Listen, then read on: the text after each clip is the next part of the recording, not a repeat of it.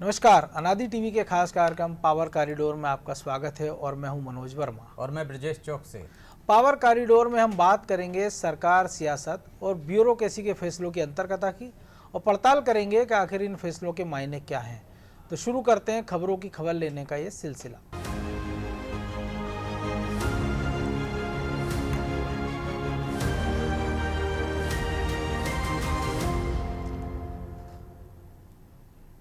Madhya Pradesh police के मुखिया सुधीर सक्सेना इन दिनों एक्शन में हैं। वे कभी जवानों के साथ डिनर कर मुखिया और पुलिस कर्मियों के बीच का गैप खत्म करने की कोशिश करते हैं, तो कभी औचक निरीक्षण से सुस्त पुलिस में कसावट लाने का जतन।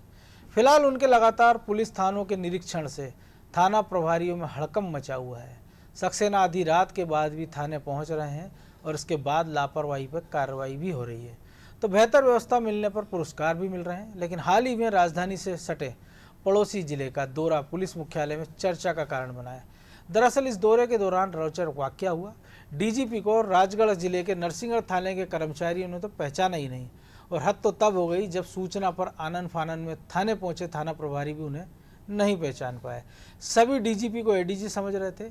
यहाँ एक व्यक्ति को बिना एफआईआर के थाने में बिठाए रखने पर टीआई पर गाज भी गिर गई, और डीजीपी को जिस दूसरे थाने श्यामपुर में निरीक्षण के दौरान व्यवस्था है माफ कीजिए चाक चौबंद मिली, उसके थाना प्रभारी अगले ही दिन रिश्वत लेते पकड़े गए। अब सवाल यही कि क्या डीजीपी की सुधार की कोशिशें रंग लाएंगे?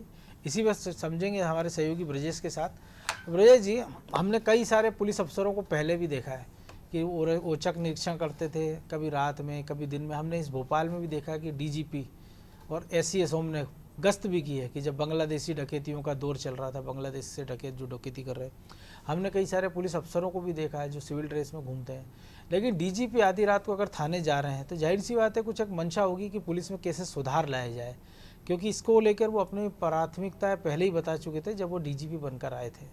तो क्या वाकई इस प्रकार के औचक दौरों से जो एसपी हैं, आईजी हैं, वो भी सबक लेंगे, वो अपने क्षेत्र में इस प्रकार के निरीक्षण करेंगे? यह सब काम डीजीपी को ही करना होगा। देखिए, निश्चित तौर पर सबक तो लेना चाहिए। और यदि एक लाइन पे डीजीपी चल रहे हैं, हमने पहले भी देखा है मनोज जी कि डीजी जुगरान रहे हों या सुभाष चंद्र त्रिपाठी रहे हों, नंदन दुबे रहे हों, ये थानों का निरीक्षण करते रहे, ऑफिसों का निरीक्षण तो करते ही हैं। समय समय पर एक साल में एक बार ऐसा होता है कि वो डीआईजी के ऑफिस में जाएंगे, आईजी के ऑफिस में जाएंगे, लेकिन इस तरह से थानों के निरीक्षण करने में मुझे लगता है कि जो डीजीपी की ने एक जो नई बीच में जो गैप हो गए तो उसके बाद जो शुरुआत की है उसका असर तो कम से कम दिखेगा। जिस तरह से हम हड़कंप भी देख रहे हैं कि थानों में व्यवस्थाएं तो दुरुस्त हो जाएंगी, और थानों में व्यवस्था दुरुस्त होने से मनोज जी जो पुलिस की जो छवि है सिर्फ थानों की वजह से खराब होती है। बिल्कुल, पहली आपको जो जरूरत होती है, जो आप सीधे जनता से संपर्क में रहते हैं, थाना पुलिस ही रहती है। यदि वहाँ व्यवहार हो जाए, ठीक ठाक हो जाए, व्यवस्थाएं दुरुस्त हो जाए, तो निश्चित तौर पर उसका असर पूरे पुलिस महकमे को देखने को मिलेगा। शायद यही वजह है कि डीजीपी ने जो अपनी मंशा जाहिर की थी पदभार संभालते ही, और वो जो स्टाइल में उनकी चल रहा है, एक्शन वर्क चल रहा है, वो इंदौर जाते हैं, वहाँ पुलिस जवानों के साथ रात में डिनर करते हैं, तो एक तरह से वो जो एक गैप रहता है कि पुलिस के मुखिया का और निचले कर्मचारियों का, वो भी कहीं दूर करने की, क्योंकि हम देखते थे पहले होता था एक बड़ा खाना जिसको कहा जाता था कि डीजीपी सहित तमाम सारे पुलिसकर्मी भोपाल में एक बार साथ खाना खाते थे, लेकिन वो सिलसिला भी लंबे समय से बंद थे। शायद इसी कड़ी में इस पहल को देख सकते हैं। निश्चित तौर पर, चूंकि अब ऐसे वो उसको इसी पहल में देख सकते हैं हम, जो इंदौर में हुआ था। डीजीपी वहाँ गए थे तो उन्होंने इस तरह से व्यवस्थाएं देखी और निरीक्षण भी किया। इसके बाद शाम को उन्हें जवानों के साथ खाना खाया, उनकी समस्याएं भी सुनी कि पुलिस में जो है समस्याओं का एक जो है निचले वाले कर्मचारी होते हैं, जो निचले स्तर के कर्मचारी होते हैं, उनकी अलग समस्याएं होती हैं, अफसरों की अलग समस्याएं होती हैं, तो वो समस्याएं समझने की कोशिश की उन्होंने, और ताकि उनका निराकरण किया जा सके। महिलाओं के लिए एक अलग कार्यक्रम हुआ, आपने देखिए पचमढ़ी में, जिसमें महिलाओं ने बाकायदा पहल रखी कि उनको क्या क्या दिक्कतें होती हैं। डीजीपी ने उनसे कहा कि आपकी ये पूरी रिपोर्ट हमको दीजिए, हम इस पर काम कराएंगे। तो पुलिस में सुधार की दिशा में काम कर रहे हैं डीजीपी। लेकिन जो औचक निरीक्षण से मुझे लगता है बाकी के अधिकारियों को सबक लेना चाहिए। अब तो हम देख रहे हैं कि रेंज में आईजी की जगह एडीजी बैठे हुए हैं, तो वो एडीजी भी एक तरह से यदि निरीक्षण करेंगे तो जो व्यवस्थाएं, जो डीजीपी के सामने अव्यवस्थाएं आ रही हैं, वो पहले ही दुरुस्त हो सकती हैं। तो डीजीपी को नहीं कहना पड़ेगा किसी से कि डीआईजी को, इरशाद वली को फ़ोन करके या आईजी को फोन करके कि आपके थाने में इस तरह की लापरवाही पाई गई है। बिल्कुल। तो आप खुद दौरे करेंगे तो निश्चित तौर पर जो सुधार की दिशा में जिस तरह से डीजीपी बढ़ रहे हैं उसमें और बेहतर व्यवस्थाएं हो सकेंगी और जो थानों से जो शिकायतें आती वो भी कम हो सकती हैं। हम देखते हैं कि मुख्यमंत्री लगातार संपर्क में रहते हैं लोगों के, तो किस तरह से उनके पास समस्याएं आ जाती हैं मनोज जी, तो शायद डीजीपी के पास भी अब वैसी समस्याएं आने लगी और उनका निराकरण भी करने लगे। और आजकल सोशल मीडिया का दौर है कि आप कोई भी घटना है तो आप व्हाट्सएप नंबर डीजीपी ऑफिस का कोई जारी कर सकते हैं। हमने देखा है कि सोशल मीडिया में अगर हम बात करें ट्विटर की, ट्विटर है, ट्विटर पे लगातार इस डीजीपी पे आपको कोई भी कोई खबर टैग कर सकता है या कोई शिकायत टैग कर सकता है, तो उसकी एक मॉनिटरिंग सिस्टम भी बन जाए और वो सारे रेंज के जो आईजी है, एडीजी हैं, एसपी है, एससीपी हैं, डीसीपी हैं, वो भी ये कर सकते हैं व्यवस्था। निश्चित तौर पर जो वीडियो कॉन्फ्रेंसिंग मुख्यमंत्री कर रहे हैं मनोज जी, मुझे लगता है कि इकबाल सिंह बैस को भी करना चाहिए, डीजीपी को भी करना चाहिए। सबका अपना एक सिस्टम भी है। यदि एक संभागवार जिस तरह से दौरे भी कर रहे हैं डीजीपी, वो बैठ के कभी एसपी से बात कर लें या तो कभी डीआईजी से बात कर लें, रेंज के आईजीओ से बात कर लें, सभी को भोपाल बुलाने की जरूरत नहीं है। बिल्कुल। आप यदि इस तरह से भी करेंगे तो व्यवस्था और बेहतर हो जाएंगी। जो कमियां हैं, जो आप यदि समीक्षा करेंगे, जो तो उससे आप देखिए कि जो कसावट आएगी, ऊपर के अफसरों में कसावट आएगी, वो नीचे तक कसावट लाएंगे। और मुझे लगता है कि डीजीपी उसी दिशा में बढ़ रहे हैं। उन्होंने कह भी दिया था पहले ही कि मैं पहले सारी व्यवस्थाएं दुरुस्त करूंगा, जो कमियां हैं उनको भी दूर करेंगे और चाक चौबंद रहे, पुलिस के व्यवहार में जो सुधार आए वो भी देखेंगे। और आप देखिए कि जिस तरह से मुख्यमंत्री भी आज की तारीख में एक्शन में रहते हैं कि यदि एसपी कोई लापरवाही बरतता है तो उस पर कार्रवाई करते हैं और डीजीपी तक से बात करते हैं कि आप और व्यवस्थाएं दुरुस्त कीजिए। तो जो फ्री हैंड दे रखा है पुलिस को, पहली बार ऐसा हुआ है मनोज जी कि फ्री हैंड है पुलिस कि अपराधियों पर कार्रवाई सख्ती से कर सकती है। अब कोई ये नहीं कह सकता, मुख्यमंत्री हमने देखा है कि चाहे वो किसी भी राजनीतिक दल से जुड़े हुए हैं, कार्रवाई होती है उन पर। तो मुझे लगता है इसका फायदा उठाना चाहिए पुलिस को और अपनी जो छवि है उसकी कि कार्रवाई नहीं होती है, चेहरा देखकर कार्रवाई होती है और पैसे का लेन देन होता है। जिस तरह से जो ये भी बड़ी बात है कि देखिए आप कितना डर नहीं बचा है कि डीजीपी जिस थाने में निरीक्षण करने गए उसके अगले दिन वहां के थाना प्रभारी रिश्वत लेते पकड़े जाते हैं। तो ये डर भी एक कायम करने की जरूरत है और मुझे लगता है कि उस दिशा में बेहतर काम हो रहा है पुलिस में और जल्दी सुधार के जो नतीजे हैं वो देखने को मिलेंगे। तो एक सिस्टम ये भी हम देख रहे हैं भोपाल में कि जो ग्रेडिंग सिस्टम की बात की गई है, थानों में रजिस्टर रखा गया है, बाकायदा उसकी बातें में बताया जाता है कि पहला थाना कौन सा अव्वल आया, दूसरे पे कौन आया और उसमें सुधार भी हो सकता है। तो ऐसा एक सिस्टम पूरे मध्य प्रदेश में लागू कर दिया जाए। और बीच में खबरें ये भी थी कि जो थाने हैं उनमें कैमरे लगा दिए जाएँ, खासतौर से हवालात में, ताकि रियल टाइम मॉनिटरिंग हो सके कि आपने किसी को, जैसे हमने देखा नरसिंहगढ़ का, कि बिना किसी, जब उसमें कोई आरोप नहीं है, धोखाधड़ी के आरोप में फरियादी नहीं है कोई, लेकिन आपने बिठा रखा था। ऐसे तमाम सारे उदाहरण हमने भोपाल में या तमाम जगह देखे।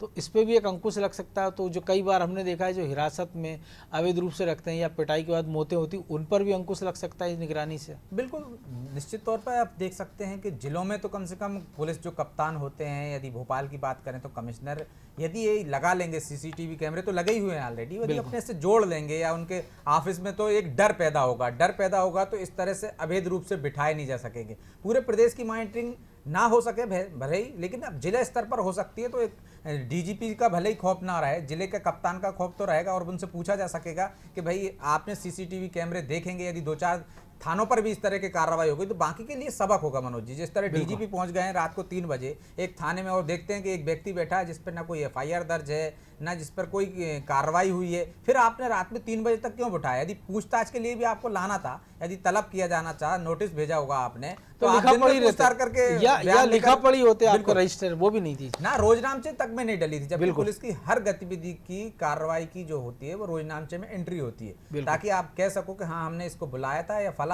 अधिकारी कहीं जांच पे जाता है वो भी एंट्री करके जाता है। तो देखिए आप किस तरह से 3 बजे तक कोई बैठा है, तो निश्चित तौर पर कार्रवाई के लायक था और कार्रवाई की गई, उस पर लापरवाही के मामले में लाइन अटैच कर दिया गया।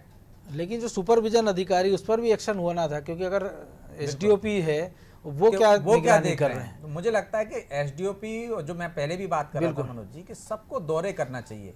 अब तो हम भोपाल की यदि बात करें, कमिश्नर सिस्टम लागू हो गया है, तो यहाँ तो अधिकारियों की भरमार है। यदि वो थानों में एक आदमी, थानों में 4-4 आदमी अफसर जो हैं जा सकते हैं, मतलब इतने अधिकारी हैं कि थानों में गड़बड़ी होनी नहीं चाहिए। तो मुझे लगता है कि जो औचक निरीक्षण का एक जो कंसेप्ट है, जो पहले भी रहा है लेकिन बीच में ठंडा पड़ गया, उसको जारी रखना चाहिए। और एक से थानों में जाते हैं तो संवाद भी होता है और थानों में किस तरह की गतिविधियां चल रही हैं ये भी सामने आती हैं और पुलिस वाले भी सतर्क रहते हैं, कार्रवाई बेहतर तरीके से करते हैं और पुलिस की छवि भी सुधरती है। चलिए अब अगली खबर की ओर रुख करेंगे।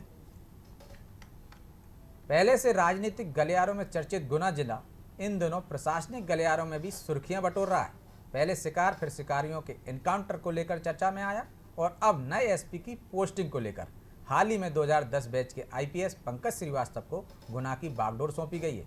इससे पहले श्रीवास्तव शाजापुर के कप्तान थे। मजेदार बात है कि जिस दिन उन्हें गुना की कप्तानी सौंपी गई उसी दिन सुबह सीएम शिवराज सिंह चौहान ने वीडियो कॉन्फ्रेंसिंग में सक्सेना को लापरवाही के लिए फटकार लगाते हुए देखा गया था। स्कूल शिक्षा मंत्री इंदर सिंह परमार की शिकायत थी कि जिले में चोरियां लगातार बढ़ रही हैं। यहाँ से भैंसें चोरी होकर भोपाल जाती हैं, यहाँ पे काटी जाती हैं, लेकिन पुलिस कार्रवाई नहीं कर रही। एसपी को फटकारने के बाद सीएम ने डीजीपी को तत्काल बीसी से जोड़ने को कहा और पूरे प्रदेश में कार्रवाई करने के निर्देश दिए थे। बहरहाल अब श्रीवास्तव की किस्मत से कई अफसर जल रहे हैं और वे भी चाहते हैं कि कभी सजा मिले तो श्रीवास्तव जैसी। तो मनोज जी, सजा मिली है या इनाम मिला है? सुबह सीएम जिस एसपी को फटकार लगाते हैं और शाम को उन एसपी को छोटे जिले से बड़े जिले की कप्तानी सौंप दी जाती है। बिल्कुल, यही तो एक प्रशासनिक गलियारों में चर्चा का विषय ब्रजेश जी कि अगर ये सजा है तो ऐसी सजा हर कोई अधिकारी चाहेगा। क्योंकि हमने देखा है कि जब मुख्यमंत्री पूरे डाटा के साथ बैठे थे तो पुलिस कप्तान जवाब नहीं दे पा रहे थे, गोलमोल बातें कर रहे थे। बार बार मुख्यमंत्री ने कहा कि आप एक्शन लीजिए तो उन्होंने बताया कि एक भूमाफिया के खिलाफ हमने कार्रवाई की, छोटे छोटे उदाहरण उन्होंने दिए। लेकिन आप एक दिलचस्प बात यह भी कि जिस गुना जिले में उनकी पोस्टिंग हुई जहां पुलिसकर्मियों पर हमला हुआ था, 3 पुलिसकर्मियों की हत्या हुई, 5 घटनाएं उनके कार्यकाल में ऐसी हुई हैं। और पिछले दिनों उनके बंगले के पास एक लूट भी हुई थी। भैंस चोरी को लेकर मंत्री ने भी कहा, क्योंकि भैंसों की क्या है कि 50,000, 60,000, 1 लाख तक की भैंसें आती हैं और कई बार ये सांप्रदायिक तनाव का विषय भी बनती हैं कि भैंस चोरी अगर हमने देखा कि मवेशियों की गाड़ियां पकड़ी जाती हैं, मॉब लिंचिंग हमने देखी कि सिवनी में कैसे चोरी तो ऐसा मुद्दा है मनोज जी कि पूरे देश में छा चुका है, पड़ोसी बिल्कुल। हमने आजम खान की भैंसों का किस्सा भी देखा है और उसके बाद आजम खान के साथ क्या हुआ ये भी देखा है। तो निश्चित तौर पर, और दूसरी बात देखिए, एक दिलचस्प संयोग ये भी है कि जिस गुना में उनकी पोस्टिंग हुई है वहाँ उस घटना के कारण पहले आईजी पर तलवार गिरती है, उनको हटाया जाता है अनिल शर्मा को, इसके बाद एसपी पर एक्शन होता है, जबकि पहले एसपी पर एक्शन हो जाना था। तो मुझे लग रहा है कहीं ना कहीं कुछ फीडबैक की भी गड़बड़ी है या कुछ पोस्टिंग में, क्योंकि आपने भी जिक्र किया था हमने कि पहले भी हमने देखा था जब गुना एसपी को हटाया जाता है तब उनको अतिरिक्त प्रभार का एक आदेश जारी हो जाता है, बाद में उसको संशोधित किया जाता है। और इस घटना में भी हम देख रहे हैं कि जब आप कार्रवाई नहीं कर पा रहे, वाहन चोरी लगातार बढ़ रही है और दोनों हाईवे के जिले हैं। ये पहला उदाहरण नहीं मनोज जी, इससे पहले भी हमने देखे कई मामलों में कलेक्टर एसपी को हटा दिया जाता है, फिर उनको अच्छी पोस्टिंग दे दी जाती है कुछ दिन बाद। लेकिन यहाँ तो तत्काल ही यदि सीएम ने फटकार लगाई है तो निश्चित तौर पर लापरवाही है और सीएम की नाराजगी के बावजूद और उनकी पोस्टिंग दूसरे जिले में हो जाती है। तो ये और जिस समय उनको फटकार लगती है और जब डीजीपी को जोड़ा जाता बीसी से, तो आप वीडियो देखिए, उसमें डीजीपी वॉक करते नजर आते हैं, चलते हुए नजर आते हैं, यानी कि वो उनके साथ जो घटनाक्रम हो रहा है और उस पर बड़ा एक्शन होना था, लेकिन ये शाम को आदेश आ जाता है और निश्चित तौर से पुलिस मुख्यालय को भी जानकारी है। तो ये जो इस प्रकार के घटनाक्रम हो रहे हैं तो इस पर मुझे लगता है नज़र रखना जरूरी है, क्योंकि हमने पहले भी कई अधिकारी जो आपने भी जिक्र किया है, लेकिन गुना की हम जो इसलिए बात कर रहे हैं क्योंकि संवेदनशील मामला है। और अब तो जो सिंधिया परिवार के सक्रियता के कारण वो वैसे ही राजनीतिक कारणों से चर्चा में था, प्रशासनिक कारणों से अब चर्चाओं में है। तो उम्मीद की जाना चाहिए कि जो अधिकारी अपने ज़िले में भैंस चोरी पे कंट्रोल नहीं कर पाए, जो अधिकारी अपने ज़िले में वाहन चोरी पे कंट्रोल नहीं कर पाए, वो गुना ज़िले में शिकारियों पर लगाम कसेंगे। गुना में हमने देखा पारदियों का आतंक भी बहुत है और दोनों हाईवे के थाने हैं, दोनों आगरा बॉम्बे हाईवे पर ज़िले पड़ते हैं, शाहजहाँपुर की भी बात करें हम या गुना की भी। तो निश्चित की उम्मीद की जाना चाहिए कि अब इस पोस्टिंग के बाद शायद और कोई किसी विवाद में पंकज जी ना गिरें और जिस उम्मीद से सरकार ने उन पे ये जवाबदेही सौंपी है शायद उस पर खरा उतरे। और हमने जिस तरह से देखा कि लोग कहते हैं कि पुरानी सरकार में अच्छी पोस्टिंग मिली तो दूसरी सरकार में आपको लूज प्लाइन में भेज दिया जाता। बिल्कुल। लेकिन 2019 में पंकज जी की पोस्टिंग कमलनाथ सरकार ने की थी। बिल्कुल। लेकिन इसके बावजूद वो लगातार बने रहे और अब भी फिर उनको नया जिला मिला है। तो उम्मीद है कि जो पुरानी जो घटना है जिनसे सबक लेकर और एक फायदा और भी हो गया ना ब्रजेश जी, क्योंकि 3 साल हो रहे थे उनको, चुनाव आयोग के कारण उनको हटना पड़ता शायद। बिल्कुल। तो कहीं और पोस्टिंग होती, लेकिन एक ये बड़ी जिम्मेदारी मिल गई, ये भी एक बड़ी बात है। चलिए अब अगली खबर का रुख करते हैं। वैसे तो शाह सरनेम ही खौफ का पर्याय बन गया है। अब तो मध्य प्रदेश के मंत्रालय में भी एक शाह से अफसर खूब ज़्यादा हैं। अब तक शाह की रिपोर्ट पर मुख्यमंत्री शिवराज सिंह चौहान 3 प्रमुख सचिव को तलब कर उनकी क्लास ले चुके हैं। इस कारण मुख्य सचिव इकबाल सिंह बैंस से ज़्यादा मंत्रालय में शाह का शाही जलवा देखा जा रहा है। लेकिन यह बीजेपी नेता और केंद्रीय मंत्री अमित शाह नहीं, बल्कि एसीएस अशोक शाह हैं, जिन्होंने कुपोषण पर बारीकी से नज़र रखी और इस संबंध में एक रिपोर्ट तैयार कर सीएम को सौंपी थी, जिसमें आंगनबाड़ियों की स्थिति, 3 विभागों में तालमेल नहीं होने के कारण सुधार नहीं होने की गोपनीय रिपोर्ट थी। रिपोर्ट के साथ शाह ने सीएम को बताया था कि आंगनबाड़ियों की स्थिति सुधारने के लिए 3 विभागों की सहमति और तालमेल जरूरी है, लेकिन पानी, बिजली और राशन के लिए तीनों विभाग के प्रमुख सचिव कोताही बरत रहे हैं। इसके अलावा उन्होंने महिला बाल विकास के प्रमुख सचिव को भी सवालों को घेरे में खड़ा कर दिया। इसके पीछे की वजह थी कि जनवरी माह में पत्र लिखने के बाद भी प्रमुख सचिव ने सरकार को अंधेरे में रखा। तो आंगनबाड़ी ब्रजेश जी इन दोनों बड़ी चर्चाओं में हमने देखा कि मुख्यमंत्री ठेला लेकर निकलते हैं, 800 मीटर की दूरी 3 घंटे में तय होती है, 9 ट्रक खिलौने जमा होते हैं लगभग 2 करोड़ के, जो मध्य प्रदेश की तमाम सारी आंगनबाड़ियों में जाना है। तो सरकार की चिंता थी, मुख्यमंत्री पहले भी अपील कर चुके थे कि आंगनबाड़ी के माध्यम से कुपोषण को हटाना है। वो किसानों से अपील करते हैं, आम लोगों से अपील करते हैं, तो बड़ी मात्रा में अनाज आंगनबाड़ियों में लोग दान में दे जाते हैं। जिस प्रोजेक्ट को मुख्यमंत्री इतनी गंभीरता से ले रहे हैं, उन्हीं के अधिकारी अगर इसमें लापरवाही बरत रहे हैं, क्योंकि पिछले दिनों एक रिपोर्ट भी आई थी जिसमें जो उल्लेख था कि आंगनबाड़ियों में किन किन सामानों की कमी है, चाहे वो थाली की हो, गिलास की हो, बर्तनों की है। कई जगह हमने देखा किराए के भवन में चल रहे हैं, कई जगह हमने देखा उनमें बिजली नहीं है, पानी की समस्या हम जिक्र कर रहे हैं। तो आखिर इस मर्ज की दवा क्या है? क्योंकि आंगनबाड़ी की स्थिति तो मुख्यमंत्री चिंतित है सुधारने के लिए, लेकिन जो अधिकारी इसके लिए जिम्मेदार है उनका क्या इलाज है? देखिए मनोज जी, उसका इलाज भी मुख्यमंत्री शिवराज सिंह चौहान के पास ही। बिल्कुल, जो कमियां निकली हैं और जो कमियां आई हैं, जो रिपोर्ट की हम बात कर रहे हैं, वो रिपोर्ट भी मुख्यमंत्री शिवराज सिंह चौहान ने ही तैयार कराई है। जिन एसीएस की हम बात कर रहे हैं साहब की, उन्हीं को ये जिम्मेदारी दी थी उन्होंने कि आंगनबाड़ियों को दुरुस्त कैसे किया जा सकता है, इनमें कमियाँ क्या हैं, इनकी कमियाँ बताइए और सुझाव दीजिए। उसी रिपोर्ट की वजह से हम बात कर रहे हैं कि 3 प्रमुख सचिवों पर सीएम ने तलब किया था बाकायदा और उनको फटकार लगाई थी। रिपोर्ट में ये आया कि तीनों विभागों में तालमेल नहीं है, इसलिए ना तो वहाँ पे अच्छी व्यवस्थाएं हो पा रही हैं, ना वहाँ पे भोजन सही तरीके से मिल पा रहा है, ना कोई देखरेख करने वाला नहीं है, ना स्वास्थ्य विभाग का अमला वहाँ पे चेकिंग करने जाता है। बिल्कुल। तो जो खामियां थी तो उस पर सीएम ने बाकायदा, इसी के बाद आप देखिए कि वो रिपोर्ट देखने के बाद पहले विभागीय के अफसरों को दुरुस्त किया, उनको फटकार लगाई, और इसके बाद मुख्यमंत्री शिवराज सिंह चौहान को ठेला ढकाने निकल पड़ते हैं कि जो व्यवस्थाएं बनानी है उनको और जो अव्यवस्थाएं हैं वो अब उनके पास पता है, उनको क्या क्या जरूरत है आंगनबाड़ियों को। इसी कारण हम देख रहे हैं कि भोपाल में उन्होंने शुरुआत की और उसका असर भी पूरे प्रदेश में देखने को मिला। इंदौर से लेकर तमाम जिलों में अधिकारी से लेकर नेता तक आंगनबाड़ियों को गोद ले रहे हैं, वहाँ पे दान दे रहे हैं, जो भी जरूरत है उनकी पूर्ति की जा रही है। और बच्चों से खुद सीएम ने संपर्क किया, सब अक्षय कुमार जैसा बड़ा स्टार भी कहता है कि मैं आंगनबाड़ी गोद लूंगा और 1 करोड़ रुपए की राशि देने 1 करोड़ की और 50 से ऊपर आंगनबाड़ियों को गोद लेने का उन्होंने भरोसा दिलाया मुख्यमंत्री को। तो बड़े लोग इसमें इन्वॉल्व हुए, कई लोगों ने सराहना की मुख्यमंत्री के। तो एक पहल तो की है और लगाम भी उन्होंने कसना शुरू कर दी है। और अब यही वजह है कि मंत्रालय में जो खौफ की हम बात कर रहे हैं वो इसलिए कि शिवराज जी यहीं पर नहीं रुकने वाले मनोज जी। आंगनबाड़ियों को तो दुरुस्त करने के लिए उन्होंने कदम उठा लिया, रिपोर्ट बनवा ली और उन अधिकारियों से कहा है कि तालमेल बनाकर आपको सामंजस्य बनाकर दुरुस्त करना है, अब कोई लापरवाही नहीं बरती जाएगी। और उस पर बाकायदा निगरानी भी रखी जा रही है कि जो उन्होंने निर्देश दिए, जो कमियां थी उनको दुरुस्त कैसे किया जा सकता है। लेकिन इसके साथ इस बात का भी डर है कि यदि एक विभाग में आंगनबाड़ियों को संज्ञान में लेकर सीएम रिपोर्ट बनवा सकते हैं, तो अब उन्होंने 5 कमेटियां बनाई हैं मनोज जी। जो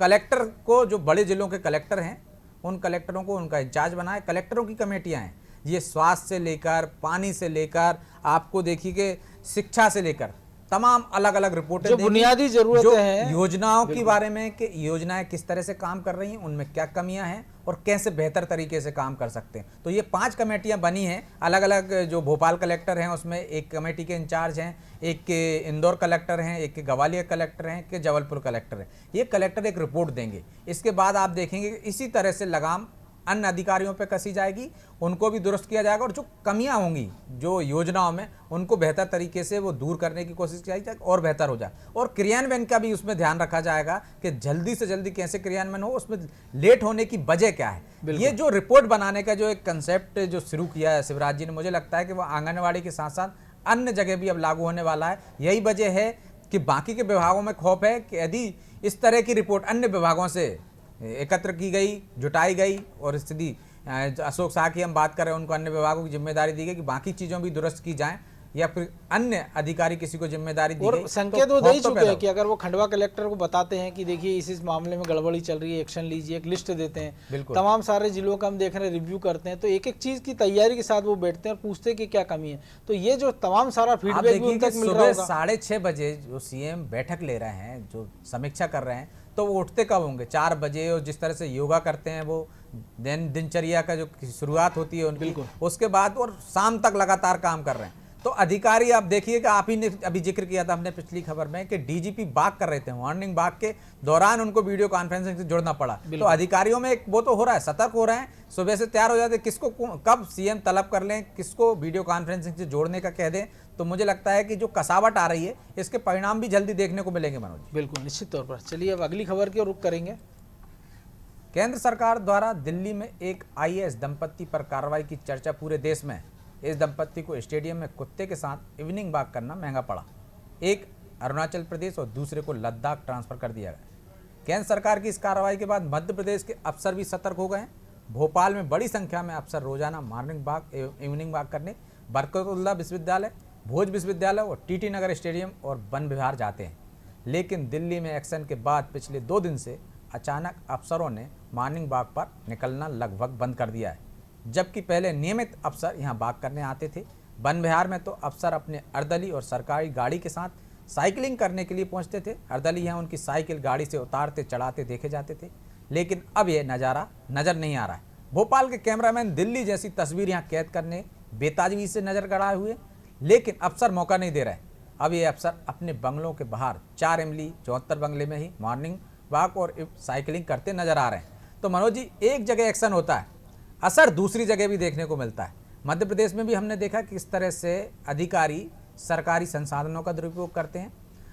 जो सरकारी गाड़ियां हैं उनका दुरुपयोग तो आम है, स्कूल बच्चों को छोड़ने ले जाने से लेकर सब्जी भाजी तक खरीदने में उनका उपयोग किया जाता है। अर्दलियों को भी हमने वैसे ही देखा, लेकिन उतना गौर कभी किसी ने किया नहीं होगा। शायद दिल्ली की घटना के बाद भोपाल के कैमरामैन भी आंख गड़ाए बैठे हुए हैं कि यहाँ भी कोई ऐसी तस्वीर मिल जाए और ऐसा एक्शन हो जाए। तो शायद इसी डर से जो अफसर हैं, अब उन्होंने कहा घर के बाहर ही टहल लीजिए, बंगले में, वहाँ भी अच्छा माहौल है, पेड़ पौधे तो वहाँ भी हैं, वन विहार जाने की क्या जरूरत है। बिल्कुल ब्रजेश, देखिए जब कोई आप एक्शन ले रहे हैं तो उसकी धमक गूंज जो है उसकी दूर तक सुनाई देना चाहिए। इस मामले में भी हम देख रहे हैं, क्योंकि पहले भी हमने देखा इस प्रकार के कई मामले हैं जो हमने खबरें देखी हैं कि वन विहार में अफसर जाते हैं तो कई बार लोगों को रोक दिया जाता है। एकांत पार्क में हमने देखा कि जब तेंदुओं की अफवाह फैलती है तब उसमें हमने देखा किस प्रकार से काम होता है। जब वीआईपी लोग घूमते हैं तो उनका एक तरीका हमने 4 इमलियों में देखा है, कई बार इसको लेकर खबरें आई। तो निश्चित तौर पर जो कार्रवाई हुई है उससे ज़रूर अफसरों में एक लगा होगा कि पहली बार, क्योंकि जिस प्रकार से हमने देखा कपल्स को 3,500 किलोमीटर की डिस्टेंस पर डाला गया। यानी कि अगर हम किसी अफसर को कहें कि जिसका पति पत्नी के एक को कन्याकुमारी और एक को कश्मीर में ट्रांसफ़र कर दिया जाए तो उस स्थिति में है, तो जरूरी इस बात के लिए भी था क्योंकि अगर आप वीआईपी हैं या आप बड़े ये नहीं सोचें कि नियम आपके फायदे के लिए बना है कि दोनों को एक जगह पोस्टिंग कर देंगे। कानून से ऊपर नहीं है आप, कानून सबके लिए बराबर है। और शायद लग रहा है कि ये, और जिस प्रकार से उनको पता है कि जो दिल्ली में जो नया निजाम है और वो जिस प्रकार की कार्रवाइयों के लिए मुख्यात है या अफसरों की नज़र में कुख्यात है, तो उनको ये भी पता है कि ये ऐसी नौबत मध्य प्रदेश में अगर ना आए तो बेहतर है। लेकिन मध्य प्रदेश में हमने देखा मनोज जी, अर्दली की बात हो, ड्राइवर की बात हो और जो कर्मचारियों की बात हो, मुख्यमंत्री भी पहले भी निर्देश दे चुके हैं कि अधिकारियों के यहाँ संख्या बल से आधार पर ज़्यादा संख्या में अधिकारी कर्मचारी लगे हैं, जबकि बल की कमी है। हम पुलिस महकमे की बात करें तो पुलिस में भी बल की कमी है, लेकिन आप देखेंगे ड्राइवर 2-2 3-3 है। मैदानी जो अफसर हैं उनको ड्राइवर नहीं मिलते हैं, अर्दली बहुत है, फिर भी क्यों नहीं हटाए जाते हैं। तो यहाँ भी ऐसी कार्रवाई की जरूरत है। हम देखते हैं कि एक एडीजी और एक आईजी के खेत पर कर्मचारी काम करते दिखते हैं, उनके बंगलों पे काम करते दिखते हैं। हमने देखा है कि एक अधिकारी अपने राजस्थान में अपने गृह क्षेत्र में मकान बनाने के लिए वो अर्दलियों को भेज देता है। हमने देखा एक अधिकारी उसके बेटे को क्रिकेट खिलाने के लिए अफसरों की ड्यूटी लगा देता है। और जिन अर्दलियों का आप जिक्र कर रहे हैं कि वर्तमान के साथ साथ हमने देखा कि बड़ी संख्या में वो अफसर भी हैं जो लंबे समय पहले रिटायर हो चुके हैं, लेकिन इसके बाद भी उनके यहाँ अर्दली अभी तक बरकरार हैं। और जैसी खबरें आई थी, मुख्यमंत्री ने कहा था अर्दली हटाए जाएँ, तो उनमें बहुत सारे अफसर पुलिस मुख्यालय के चक्कर काटते नजर आ रहे हैं केवल अर्दलियों को रखने के लिए, जबकि उनको जीवन भर अच्छी गाड़ी घोड़ा बंगला सारी सुविधा सरकार की ओर से मिलती रही है। एक बड़ी अंक है, उनको पेंशन मिल रही है, इसके बाद भी शोक पर मुझे लगता है कि कार्रवाई होना चाहिए, क्योंकि हर चीज के लिए दिल्ली की ओर देखना जरूरी नहीं है। और उम्मीद है कि मनोज जी जो कहीं भी दूसरे राज्य में भी कोई अच्छा काम हो, जिस तरह से योजनाओं का अनुसरण करते हैं मध्य प्रदेश की कई योजनाओं को दूसरे राज्यों ने दिल्ली से लेके उत्तर प्रदेश से गुजरात तक ने अपनाई है, तो मुझे लगता है कि जो अच्छा काम होता है वो भी अपनाना चाहिए। यदि पंजाब ने वीआईपी सुरक्षा में लगे जवानों की वीआईपी सुरक्षा कम की है, उनको वापस बुलाया है, तो मध्य प्रदेश में भी ये हो सकता है और अर्दली और कर्मचारियों पर भी कार्रवाई हो सकती है, ताकि यहाँ भी एक डर पैदा हो जाए और इस तरह से एक्शन यहाँ होगा तो मुझे लगता है उसका भी असर देखने को मिलेगा निश्चित तौर पर। चलिए, पावर कॉरिडोर में आज बस इतना ही। अगले हफ्ते मिलेंगे सरकार के कुछ नए फैसलों की अंतर कथा के साथ। तब तक के लिए हमें दीजिए इजाजत और आप देखते रहिए अनादि टीवी। नमस्कार।